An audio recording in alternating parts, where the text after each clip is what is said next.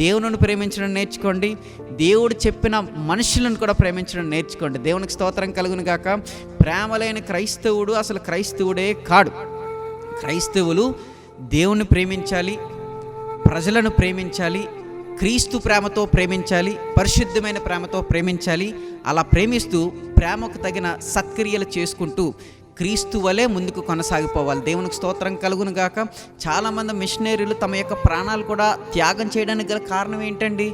వారి యొక్క ఆస్తులన్నీ విడిచిపెట్టి, వారి అంతస్తులు విడిచిపెట్టి, వారి వైభోగాలు విడిచిపెట్టి, వారి ఉద్యోగాలు విడిచిపెట్టి ఈ భారతదేశానికి వచ్చి వివిధ రకాలైన దేశాలకు వెళ్ళి వారు శ్రమలు పడి ఆ శ్రమల్లోనే తమ ప్రాణాలు కూడా విడిచిపెట్టడానికి గల కారణం ఏంటండి?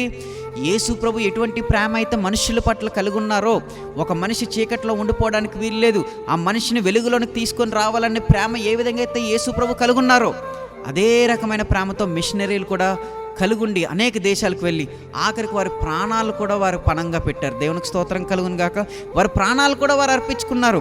వైభోగాలు అనుభవించాల్సిన వారు, సుఖాలు అనుభవించాల్సిన వారు, ధనాన్ని అనుభవించాల్సిన వారు వాటన్నిటినీ కూడా క్రీస్తు కోసం నష్టంగా ఎంచుకున్నారు. అది క్రీస్తు చెప్పిన భావజాలం. దేవునికి స్తోత్రం కలుగును గాక. క్రీస్తు లోకాన్ని ప్రేమించాడు, క్రైస్తవుడు లోకాన్ని ప్రేమించాడు. అందుకనే క్రైస్తవుడు లోకానికి మంచి చేసుకుంటూనే వెళ్ళాడు. దేవునికి స్తోత్రం కలుగును గాక.